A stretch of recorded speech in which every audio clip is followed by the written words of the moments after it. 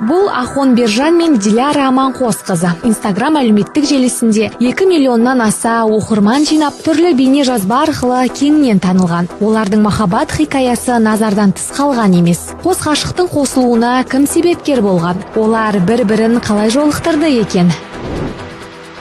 2014 жылы Каспий университетінде мен группаласым келген. Группалас болғанда нефтяникте оқитын бір бала болды. Мен геологта оқимын. Екеуміз бір курста бір неде жиналатынбыз. Сол кезде жүріп келіп маған айтты: "Ахон, сені универде бір қыз ұнатады" дейді артқа. Сосын мен тұрмын: "Көп қоқсыздар ғой" дедім да. Сөйттім да, сосын бүйтіп: "Я может просто так көрейінші". Енді түрін көр, маған қызық болып кетті да, просто көрейін түрін қандай қыз деген сияқты. Сөйтіп, өзін ұнататын қызды Ахон ұзақ уақыт іздеген көрінеді. Айт деймін, ол бала тұрады да. Жоқ, қазір мен одан сұрақ келейін, айт десе айтам, айтпа десе айтпаймын дейді. Сен қайдан білесің десем, просто қыздармен тұрып әңгіме айтып тұрған кезде қасынан өтіп бара тұрып естіп қалды да ол. Қасынан өтіп бара тұрып естіп қалды. Сосын мен айтпаймын, айтшы маған, айтшы, айтпаймын, сен айттың деп десем, айтпайды. Мырзабек деген бала. Сосын барып, сұрақ келген ғой, айтайын ба деп. Ол мынау айтпа дейді ғой, енді қыз болғасын. Сосын келеді да: "Ренжімеші, айта алмаймын" дейді. Мен анадан жарты сағат сұрап отырмын, артынан түрткілеп: "Айтшы". Айтады: "Онда бір аптада бір әрпін айтам" дейді. Сөйтіп 2 апта жүрдім. 2 апта болғанда 2 апта өтті, 2 аптадан кейін бізде посвящение болды. Сосын бірінші әрпі Д болды. Екінші әрпі сол посвящение болатын кезде ішке кіріп сұрақ, есіме түсіп кетті. Мырзабек: "Алдында қыздың аты кім" деп. Екінші әрпі И дейді. Мен клубта бәрінен сұрап жүрмін ғой, Дидан басталатын группаластарың бар ма деп. Біреу Диана деп біреу айтты, Диляра деп үшеу айтты, короче. Сосын үйге барамда, Каспийдің несіне кірем да, Диляра деп іздеймін. Сосын шығады, қараймын деп былай. Сосын енді былай біліп жүрем, жайлап сөйлесеміз, сосын көрістік, дальше больше сөйтіп танысып жүріп кеттік. Болашақ жарын білім ордасында жолықтырған Диляра Ахонды бір көргеннен ұнатқанын жасырмайды. Ең бірінші көрген кезде универге түстік, андай лекцияларда бірге өтетін болдық, бір кабинетте. Сабаққа кешігіп келдім. Енді перваш болғасын адасып жүресің, қай кабинет қай жақта деген сияқты. Сөйтіп тарих сабағына кірдім. Сөйтсем бірінші тартпада бір әп-әдемі болып бір бала отыр екен, томпиып отыр. Томпиып отыр екен. Ең бірінші көзім түскені бұл түрі болды. Өтірік айтпай қояйын, түрі ұнады. Милый бала болып отырды. И бұл слишком чистоплотный бала. Андай көрініп тұрады өзі, балдар кейбіреулер қопырап жүреді деген сияқты. Сөйтіп ұнап қалды. И потом сөйлесіп бастағаннан кейін бұл кісінің сөйлесіп бастағаннан кейін адалдық ұнады. Любой нәрсе не болады, қалай бар, солай айтатын болды. И сол жақтары ұнады. Махаббаттан көңілі қалған Ахон Диляраның өзін ұнататынын бірден байқаған. Өзіне ғашық аруға белді бекем буып, сөз салғаны содан болса керек.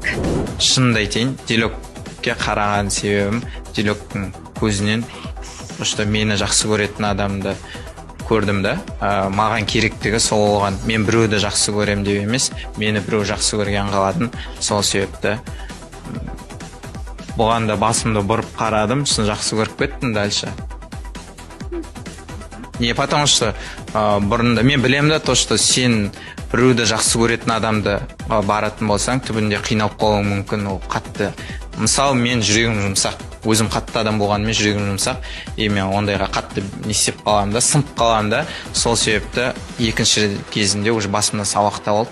Біреуді жақсы көрмеймін, біреу мен жақсы көрсін лучше деген сабақ жасап алдым. Сонымен қазір Бүгінде әлеуметтік желіде аяғы жерге тимей тұрған жандар бір-бірінің қандай қасиеттерін жоғары бағалайды екен. Жанның жақсы қасиеттері ол тік мінезділігі, адамгершілігі және де адамды түсіне білуі, сыйлауы.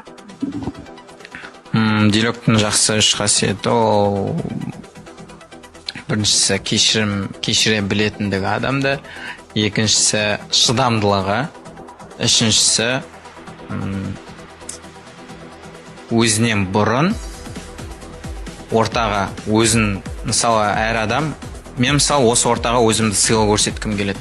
А Делек бірақ өзін сыйлы көрсеткісі келмейді. Во первую очередь мені сыйлы көрсеткенді ойлап тұрады да. Сол әсетін айт. Алайда қос ғашықтың арасына от салып, олардың қарым-қатынасына кедергі келтірген жандар да табылған. Менің тактикамды айтайын ба, өзім тактикамды. Мысалы, Диляраға жасаған тактикам қасына подружкаларын ең бірінші қатты әсер етеді. Былай бір қате нәрсе айтып тұрғандай көрінуі мүмкінмін, бірақ былай шынайы ойланып көретін болсаң, ол қатты действовать етеді негізгі өмірде.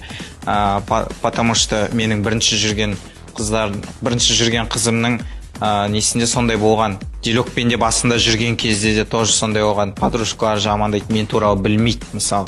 Мені танымайды, өмірде көрмеген адам, бірақ мен туралы жамандап айтып келеді да. Ондай достар болады, мен білем. Қыздарда именно сондай болады. Сол себепті бірінші соларды алшақтаттым. Бірінші тактикам. Одан кейін бізде ұрыс-керіс азайды. Мен сразу байқадым. И ол жамандаған қыздардың өзі менімен күшті сөйлеседі, бірақ келген кезде, түсініп тұрсыз ба? Диляра екеуміз қырылттырып қояды да.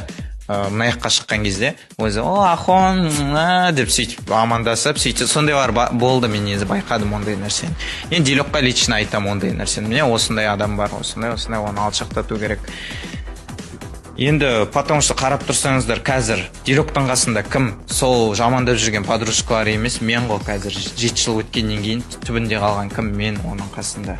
Сол себепті адам бір-бірін кім жақынырақ, о адам үшін кім көп нәрсе жасап жүр, соны түсіне білу керек деген. Ахон сөз арасында Диляраға көңілі толмайтынын айтып қалды. Делек арқылы мен мотивация алғым келеді. Ол маған қатты керек нәрсе да. Қатты керек нәрсе, бірақ өзіне айтам, ол түсінбейді. Білмеймін, қалай түсінгізетінді де түсінбеймін. Потому что 6 жыл бойына айтып келген нәрсем, енді қабыл алатын адам қабыл алады, қабыл алмайтын адам қабыл алмайды. Маған главный, ең басты, бәрінен бұрын поддержка жақсы ата-анам бірінші, екіншіден ол жанындағы ең жақын, Делек мысалы, Делектен сондай шабыт алғым келеді мысалы. Оған қарап, мен де алға қарай басатындай, мен ол Делекқа байланысты мен қаншалықты алға жылжитыным мысалы. Оған қарап, мен мысалы үйде жата берсе, дым істемей, ерініп жата берсе, оған қараймын да, менің де желанием бітіп қалады, дым жасағым келмей қалады. Сол сияқты мені артқа тартып жатыр қазір, шынымды айтсам. Ахон мен Диляра қарым-қатынастарына сызат түсірмеуге тырысады, бірақ ашуға бой алдырып, жиі ренжісіп қалатындарын жасырмайды. Мен ұзақ жүре беремін негізі. Қырсықтығым осы, ол маған айтты ғой, қырсықтығы бар деп. Сол себепті мен даже ренжісіп қалсақ, екеуміз бір нәрсеге ренжісіп қалсақ, мен түріне де қарамаймын, сөйлемей қалам. Ол сөйлеп тұрса, мен оны игнорить етсем. Алдыма тамақ құйып берсе, тамағын ішпей кетіп қалам. Сондай мың кіші қатты қырсық, білмеймін, неден екен, может, бір қаннан келген нәрсе, мама жақтан келген сияқты маған еді. Мама жақтарым қырсықтау, жаңа тәтелерім бәрі қырсықтау кішкене. Может, содан келді ма, білмеймін, неден пайда болған. Ұзақтық болғанда бір қазіргі кезде вообще екеумізде ондай болған жоқ, ұзақ сөйлеспей жүру деген. Соңғы рет бір жыл жарым кездерде болған шығар, примерно бір жыл жарымдарды уақытта өтті. Бір апта шығар, үйде сөйлеспей жүреміз. Кешірімді көп сұрайтын Делек, потому что көп қателік жасайтын Делек. Қыз болғасын ол солай болады. Менде кешірім сұрайтын кездерім бар. Өзім түнімен ойланып жатам, ұрсып қалсақ, мен қай жерде менің ошибкам болды? Ең бірінші ошибканы өзімнен іздеймін, ішімнен іздеп отырам, қай жерде не то не жасадым. Ішіме уже топсам, сол нәрсені міне мына жерде екен ғой, қателік жасағаным десем, кешірім сұраймын. Бағдарламамызды әрі қарай жалғастырамыз. Сонымен белгілі блогер Ахон Бержан мен Диляра Аманқосқызының ауызбіршілік артып келе жатқанына 7 жылдан асыпты. Олар сенімге берік, махаббатта тұрақты жұп екенін айтады. Ал мұның сыры неде деген сауалымызға қатты бір-бірін қатты сыйлау керек негізі.